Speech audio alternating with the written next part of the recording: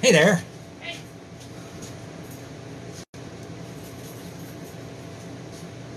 Taking care of my car. I'm George from Pavliscak Studios, and I'll be making a glass marble today. The person you heard in the background will not be making a glass marble today.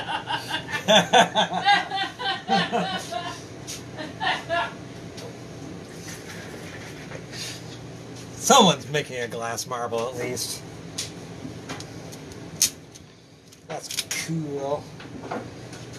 Well, my hose down here. Alright. Alright, I'm going to make a marble out of glass rods with a propane oxygen torch. And since St. Patrick's Day is coming up, I'm going to make a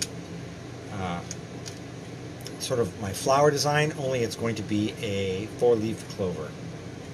And then maybe on the back of it I'll do something, or maybe I will leave it plain so I can add it to another marble later. Let's see. Alright, let's try it. I'm running out of oxygen to run my torch, and it's the vehicle I have to go get my tanks is not operational, so this might be my last marble for a week or two. Let's see what happens. Alright, I'm going to grab a bigger glass rod.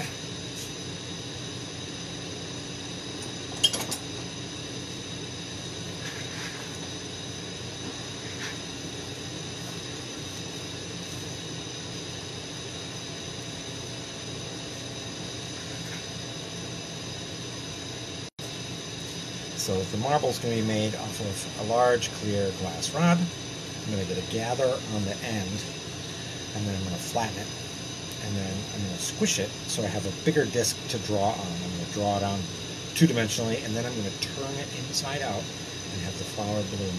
In this case, the flower is going to be a 4-leaf clover. Oh, so I better get some green clover color. Oh, here's a nice one. Alright. So I'm going to flash this rod, which means I'm going to wave it through the flame until it starts getting hot past its strain point, 500 degrees. Then I should be able to heat it up more rapidly, keeping it still in the flame. This is kind of cool, though. Oh, it's like a magic.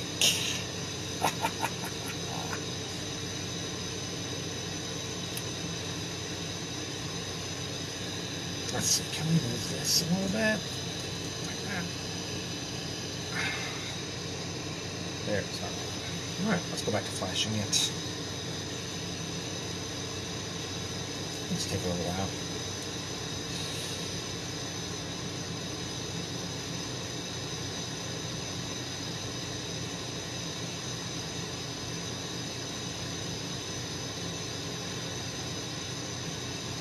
So when I first got interested in torch working, I had been, of course, interested in glass blowing, but the equipment takes a lot. You got to have a space to put it, for one, that's safe, and then all the equipment, which is a big investment of time and money. And I, as a poor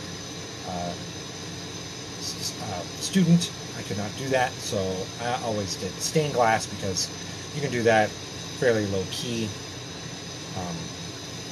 My stained glass business built up as I started street vending, and I started doing kiln forming and fusing.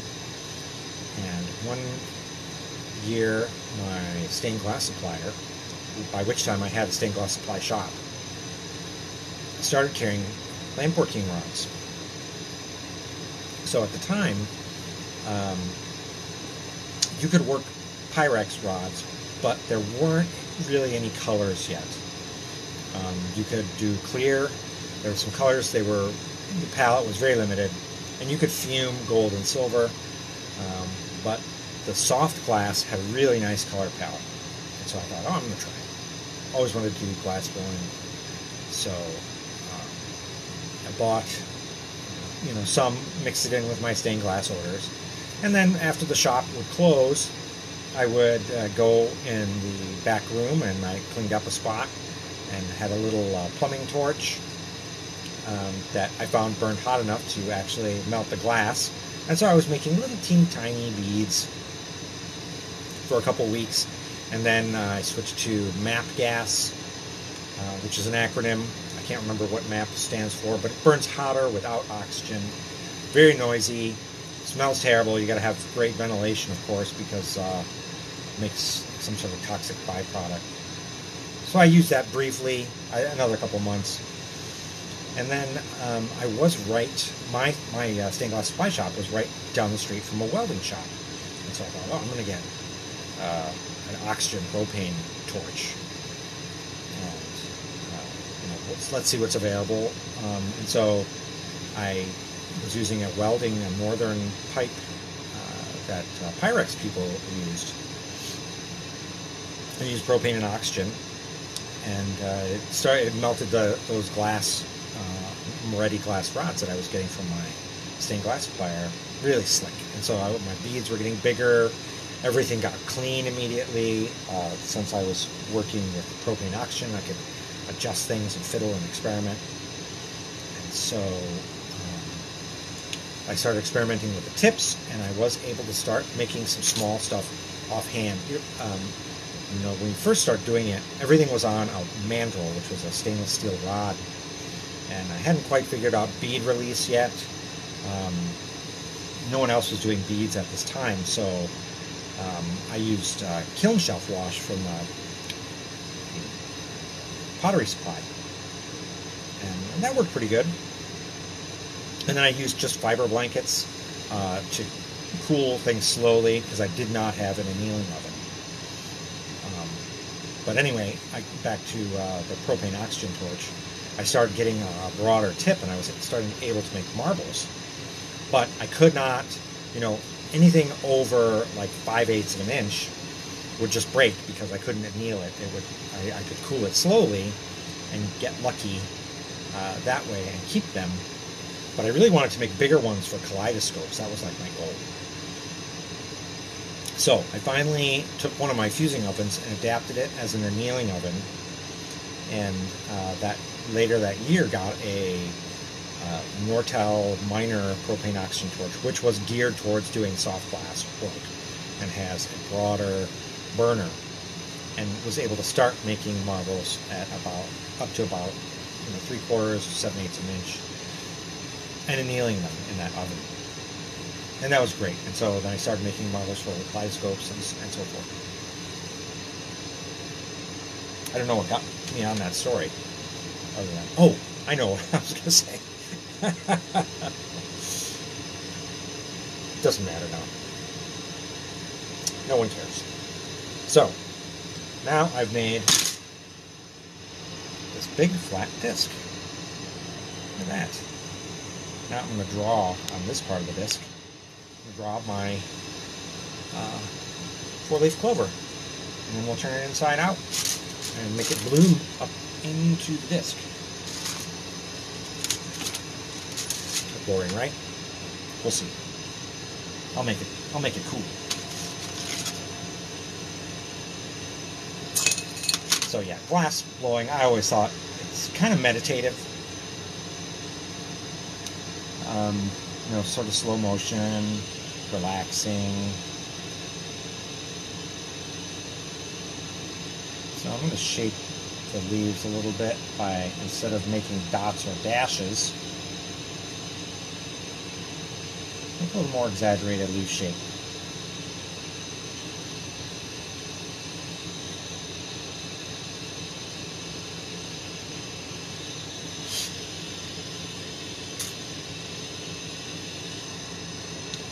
And let's melt those in and see what it looks like.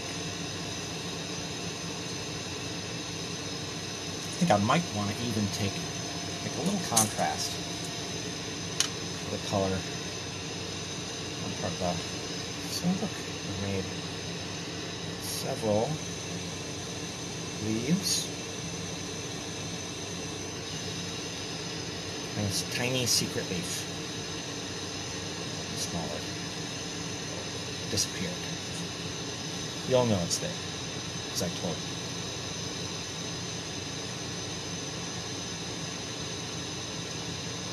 Always love to put in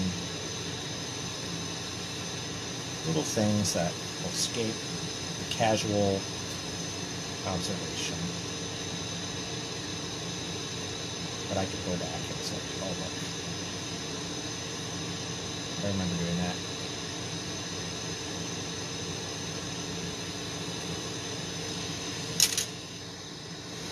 Anyway, I haven't really done 4-leaf clover in this way. I've done it in several other ways that I like to do flowers. This way, I thought it'd be neat to give it a shot. So, I usually try it this way once a year around this time. Make some 4-leaf clovers for customers that come in. That doesn't happen anymore, so I guess I don't really need to have any of these laying around.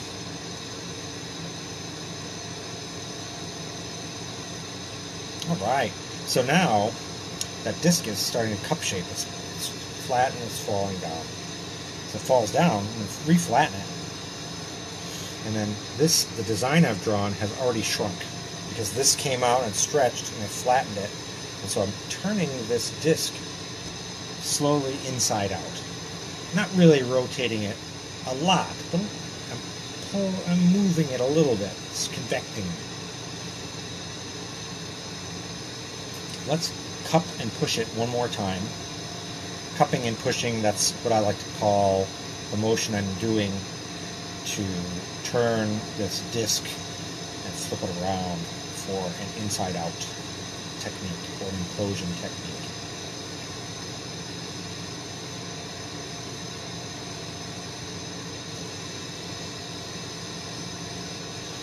What it really is a slow partial rotation of the edges of the disc.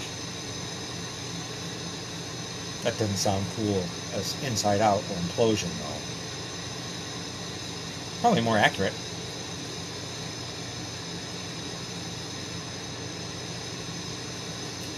So look at that, it's cut. Now let's push it flat. There you go. The design shrunk even more. Let's do it again.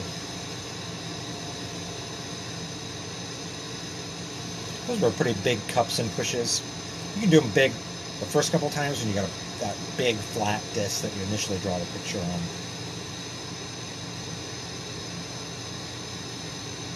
It's less and less each time.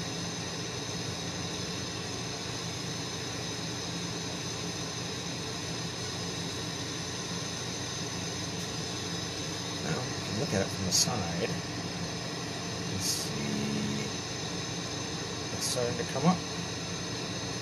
That's a good angle right there.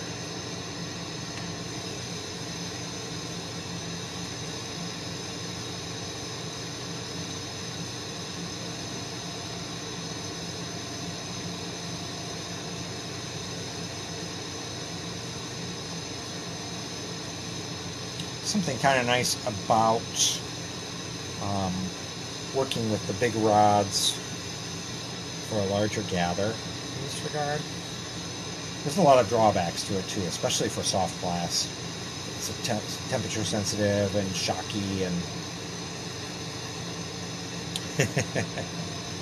it's like a month early for celebrating St. Patrick's Day. So you see, I'm planning ahead, making this. This is going to be a Shamrock.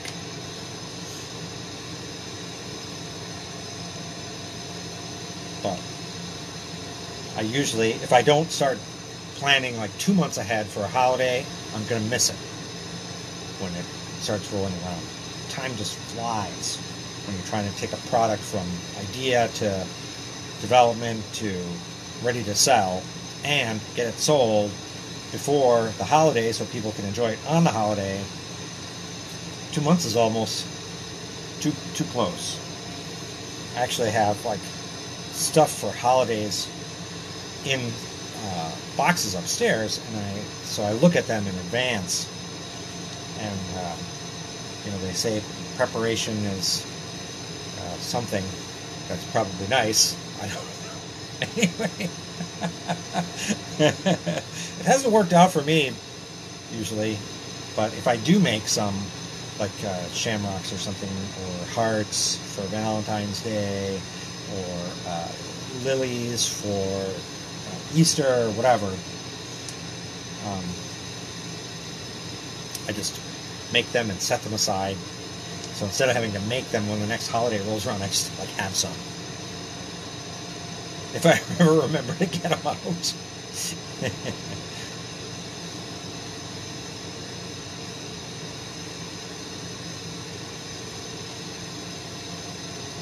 Alright, so I have cupped and pushed this several times. You can see the design on the bottom is really small now. It's really zoomed up.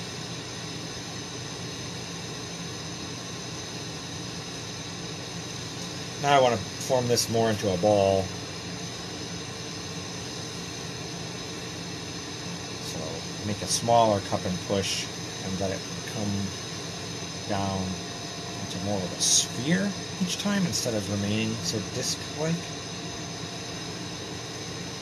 So that I'm retaining the sort of shamrock look. And once we get it flipped inside out and the shamrock is in there, let's look at it. I'm going to put it on a bed of, I think, dark green, so it's like sitting amidst the grass.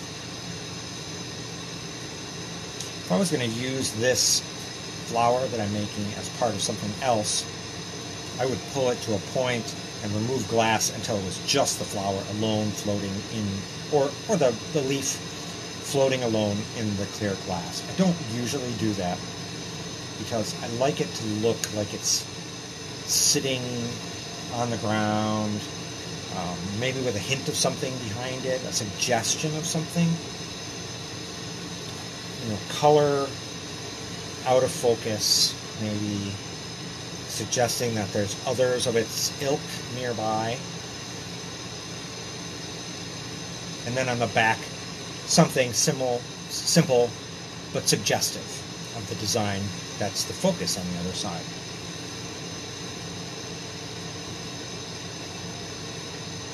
So I guess that's the difference between making something that you want to have a focus and stand alone as a decorative piece, and just doing the technique. I love doing just the technique. That's awesome. But I also love trying to think about stuff that's going to pull it together in a way that makes it nice. So if this is like the only marble you're going to see, you can look at it and then put it away and look at it again later and say, oh, I wonder if he was thinking about something when he did that, or is that an accident, and then the next time they pull it out, maybe see it in a different way and say, oh, this way it looks really interesting. I like looking at the back like this, where you can just see the petals peeking out behind or whatever.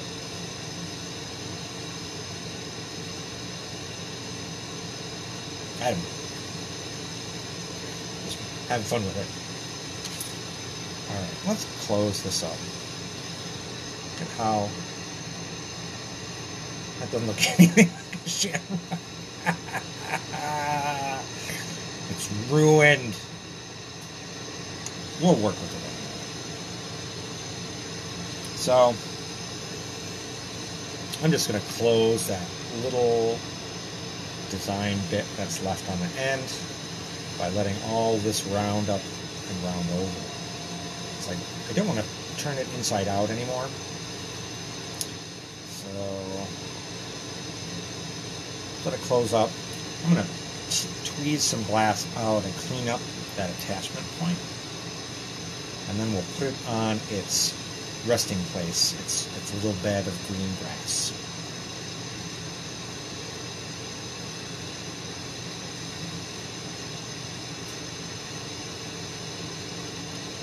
before we put the bed of green grass, I want some light colors to look like they're sitting randomly about.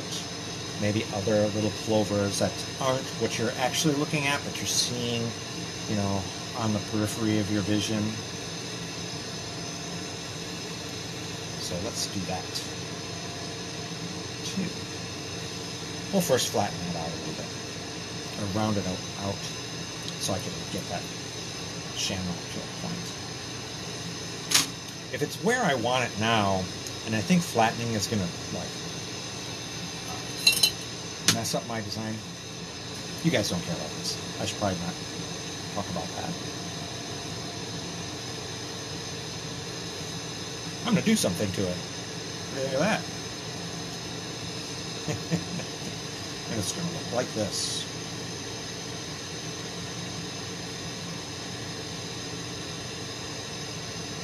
From inside. Like surgery. I reached in, grabbed the bottom, pulled it out.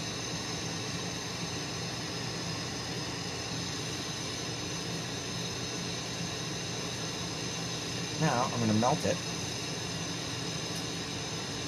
and pull it off.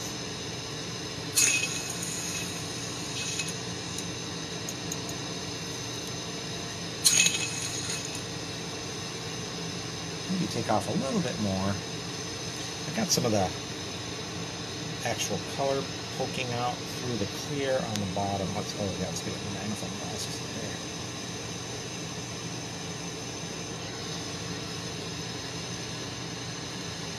Let's get all that opaque off the surface.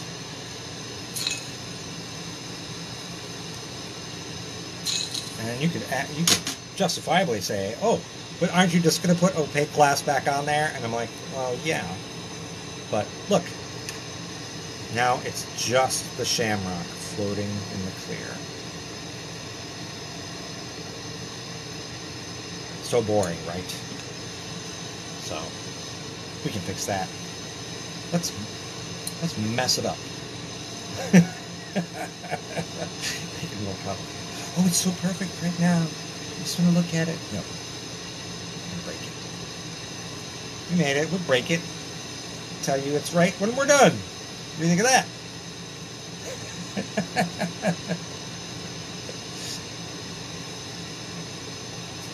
Man, you can see that fifth petal. It's like a mutant shamrock now. Thought I was being clever. Like, I'll go to the secret petal.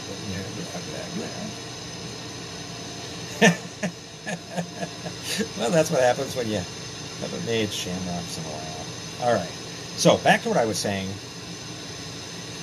In the background, I want to see suggestions of other shamrocks. So I want a contrasting color. I'm going to use this light green.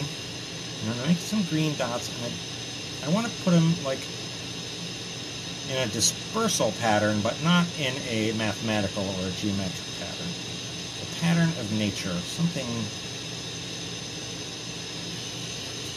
recognizable and repeatable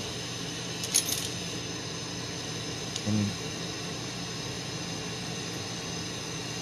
casual glance, but not repeatable as like on a grid or on an XYZ axis. So, can we just say random but evenly spaced? Let's say that. That's probably better. Now I'm going to put some dark green over that whole mess that I just made. Only it's not a mess. It's a beautiful part of the lawn with little blossoming shamrocks everywhere. They sit there in springtime. Sip our dandelion tea amidst the shamrocks. Let's put some green on there. Switch that. I'm gonna put one more gathered green over top of that. And smush it out, because I got some of those little tiny light green dots, which are the other shamrocks in the background. But I didn't quite cover on this backdrop that I'm making. So let's get one in there. Get it real hot. And then I'm going to smush it flat quickly on my marble plate, flat.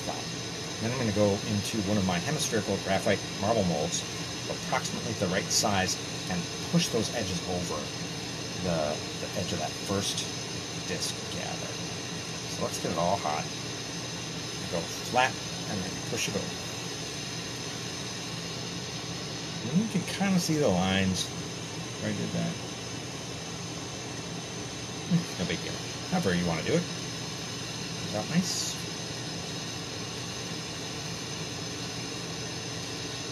Now, just melting that in the surface.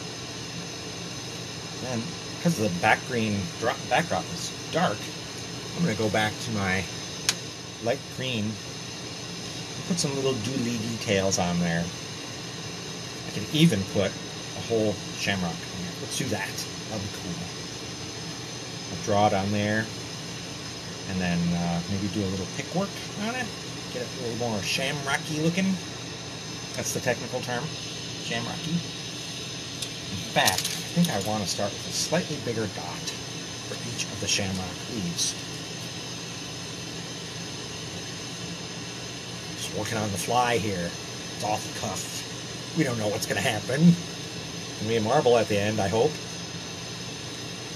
Alright, let's see what we want to do here. Let's put one little green dot for each of the shamrock leaves.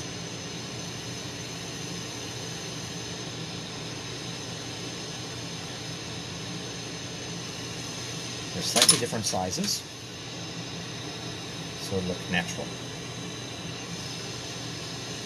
I'm going to push them in a little bit with my graphite paddle. I love pushing things with my graphite paddle.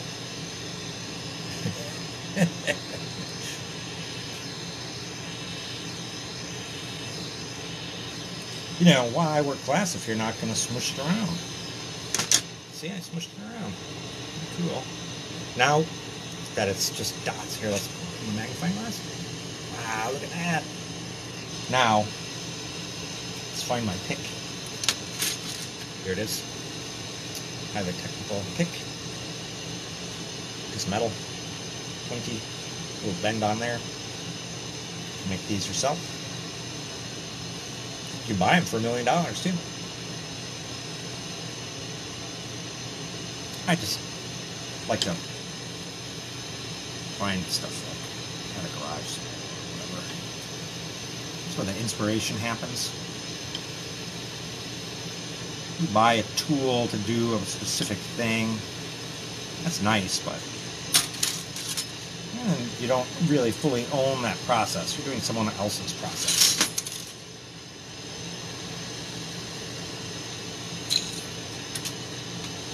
It's like the other day, I needed to push down on something, and in my glass shop, and I'm like, oh, this board looks good.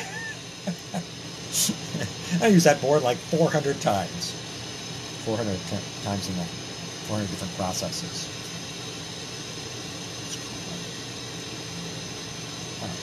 Well, I got my first work done on the machine. Get in there one more time. I'll show you what we got. I don't think I like it. Let's see it again and we'll have a look.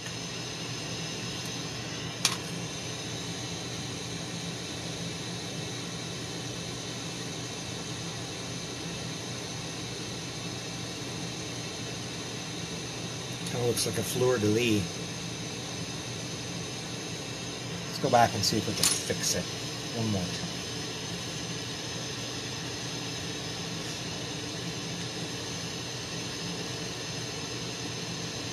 I'm going to go over the dots that I just put in there. You know what? Let's go with let's stay with the light. I'm just going to go over those dots again since I dragged through them.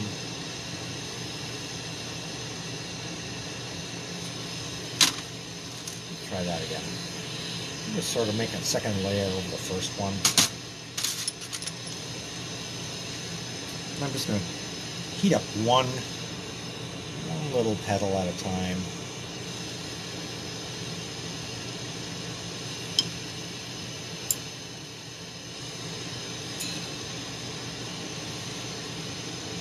The opposite one.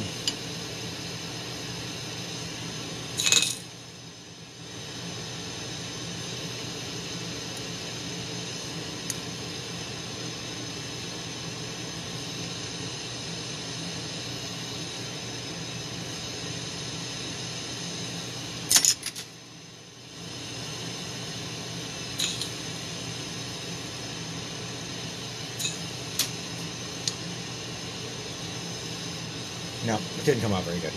I'll show you in a minute. I mean, it's okay. Not what I envisioned.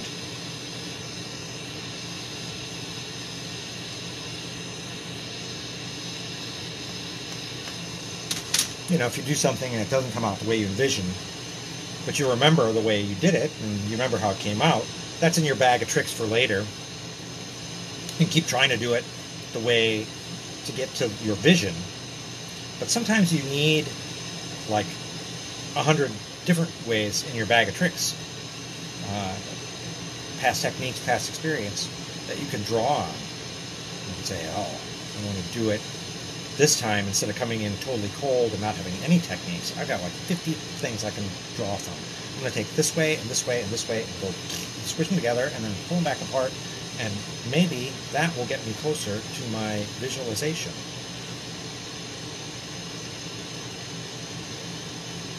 Maybe it won't, but maybe it'll get you somewhere else.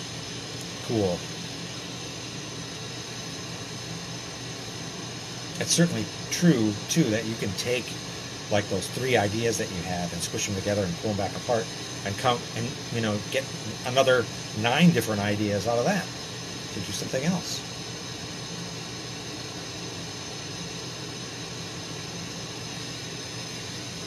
So then you have access to a lot more possibilities. So I'm just using my marble paddle to sort of get this a little bit round. I don't really care too much at this point. If it's perfectly round, I'm just sort of getting it a little bit rounder.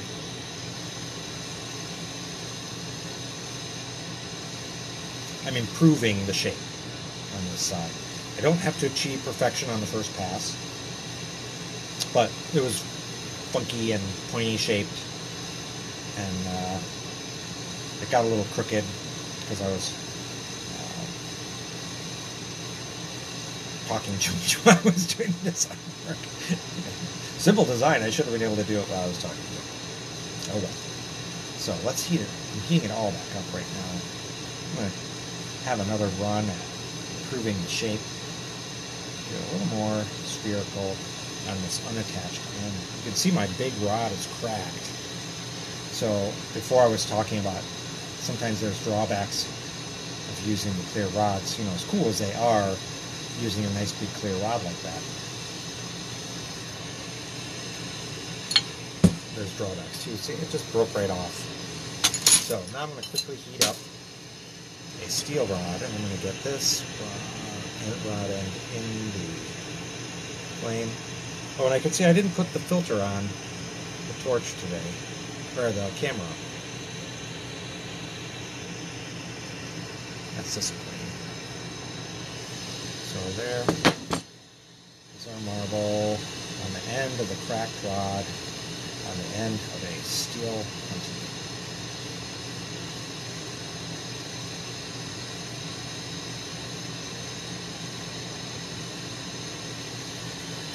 So that is basically fixing my error and letting that rod get too cold and it cracked. That's actually being able to deal with all problems as they arise, fix them. It's a good skill. It's not something you can always directly teach or show. Oh, look, it looks like a mushroom. It's just something that has to happen. I mean, you can try to reproduce those conditions, of course. Or if you're doing something the same way over and over again, very often you'll encounter the same mistake. Like, well, how do I fix this before it happens? How can I change my procedure so that it doesn't do that? And a lot of times you know the answer. Like, don't try to talk to people and explain your process while you're doing this, otherwise you'll get distracted and you'll crack off.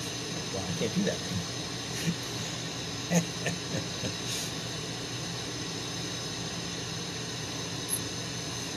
So, let me pull off this mushroom-shaped bit. Let's take off some more. I want that shamrock to sort of fill clear space on the marble, so it's okay if you can pull off a lot of the clear. Smaller, nicely balanced marbles, better than a big, lopsided marble.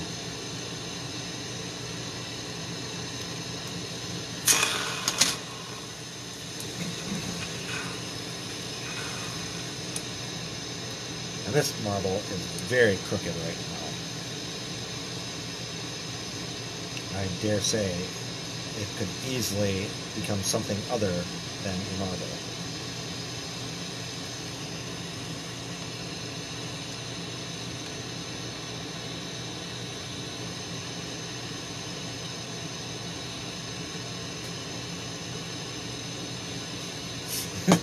It's such a disaster. It's great. There it is. It's not even like a shamrock. It's just like a flower with no it's an invisible flower. It's just the petioles.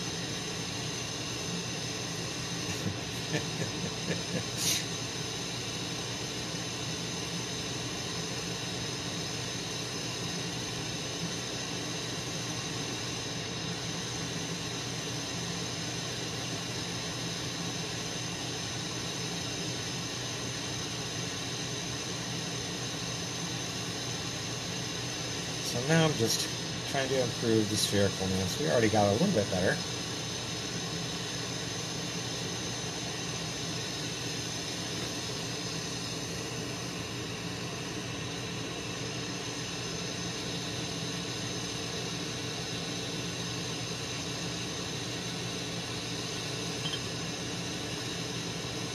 So I already want to try this marble again.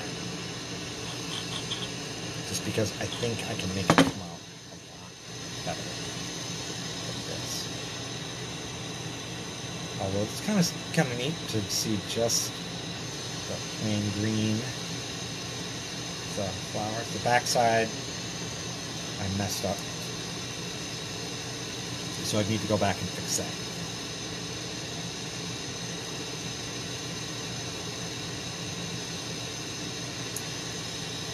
Getting quite spherical. Let's do one more pass on the molds. This unattached side, this one right here.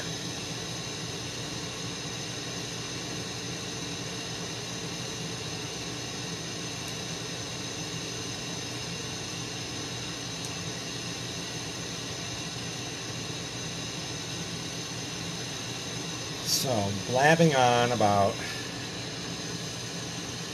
my first torch. Making it kind of a crappy marble.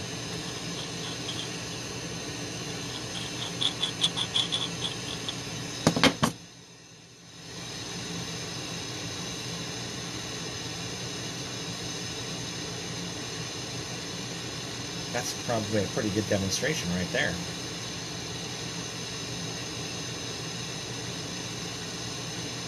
I was originally thinking that's a terrible demonstration, but then let's turn that around. That's probably a great demonstration, because sometimes you see the demonstration, goes, you know, we get a marble at the end. It's pretty good. This time, I mean, we're still getting a marble at the end, but having a lot of stuff go unplanned and go wrong.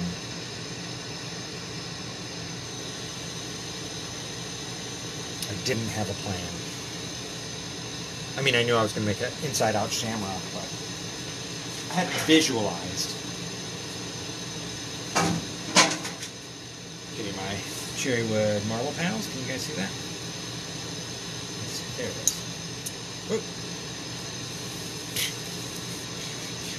Whenever I try to show this on the camera, I'm doing it at a weird angle that I'm not used to, so I'm always like slightly messing it up like that.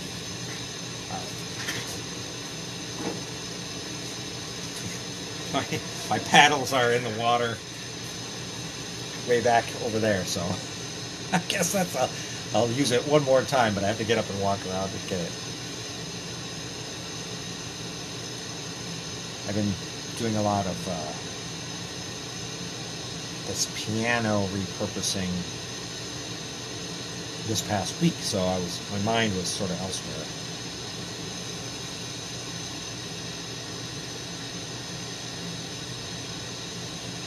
But I only had enough O2 left in my tanks to do like 1 or 2 more marbles. So I thought I better save it for Wednesday's demo. So I'm just heating it and letting rotation and surface tension smooth that out. Now you can really see it. It's deep. This marble's going to look great in the demo jar. Alright. Now I'm going to get a glass rod. This is going to be my last attachment point to the marble. I will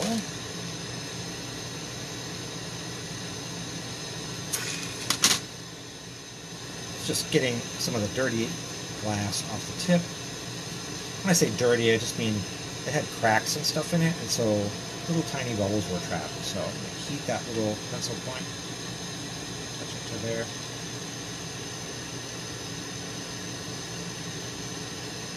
And now I'm going to heat up the steel punty rod on this side, melting it off of the marble.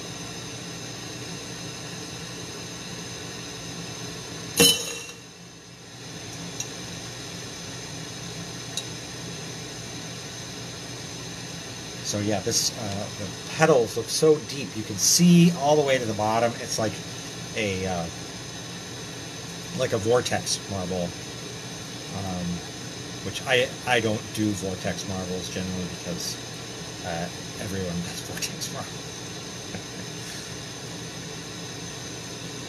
And I have done, my take on them has always been like a tube marble or a Vortex that starts at the top and goes all the way. A lot of times you see them and it's just like the back half of the marble, and the rest of the marble is decorated, you know, with some dots or something like that. So it's showing off the glass, but it's not necessarily a firm, standalone design statement like some of the better ones you see. You know, they have a theme, a palette, or you know, they're doing like multiple techniques inside the vortex, which makes it cool. I'm probably not the guy to ask to if those are amazing or not. I don't know.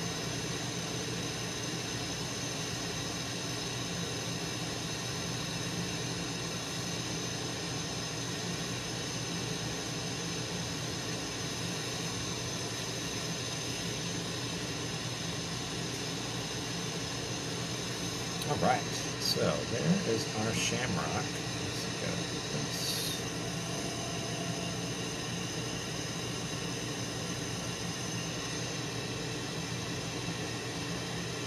Doesn't look like a Shamrock. And then the back end. Swirl a little green. It's supposed to be a Shamrock. I messed it up. Let's put this marble out of its misery. What do you think? Call it done. It's cute. If nothing else, it's good practice for my next try for this style of Shamrock.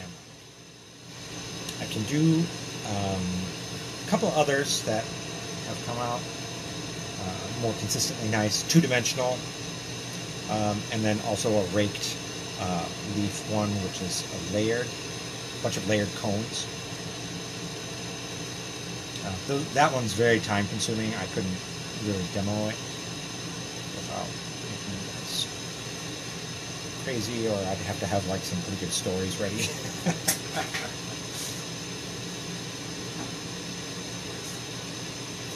Those are neat marbles. There's a lot that can go awry.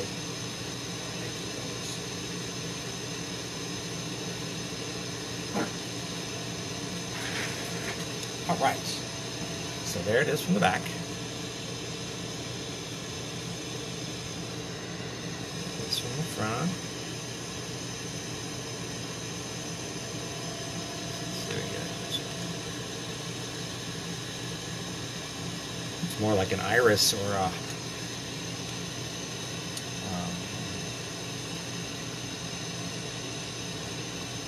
can't think of the other, crocus.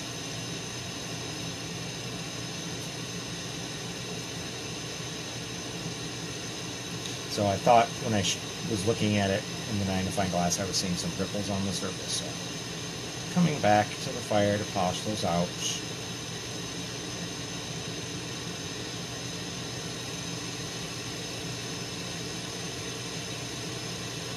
So I'm just going to let it settle. I want to put it in on a tile, chill that last attachment point and tap it off.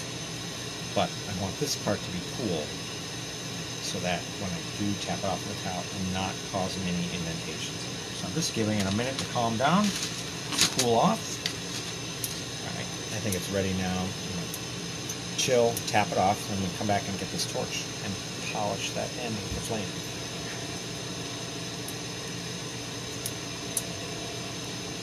Now that I see the marble from the top, it actually looks kind of cool. So we'll take pictures of that. Post it in the group tomorrow. So now I picked up the torch and I'm polishing that last connection point where that glass rod attached to the marble. Excuse me. I heat that area pretty strongly and then back off because it needs to pull into the surface of the sphere without oxidizing the glass surface. So now I'm going to heat up a special little tweezer I made for transferring marbles from my flame-proof tile to the annealing oven. And just waiting for those to drop down to the right temperature to touch the marble without leaving marks. I'm going to pick it up. There's our marble. Now I'm going to take it to the annealing oven.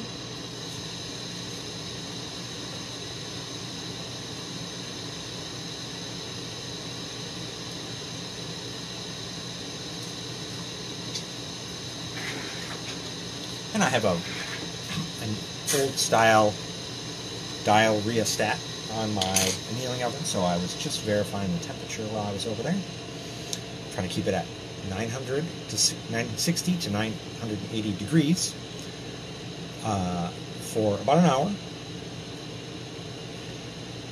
So all the molecules in the glass can return to their natural bond angles, so that there's no stress trapped in the molecular matrix of the glass. And then I'll cool it down slowly over the next 2 hours, and tomorrow it will be annealed and very stable, and I will take pictures and show you guys. Alright, so thanks for watching, and we'll see you guys next week, I hope. Alright, bye-bye.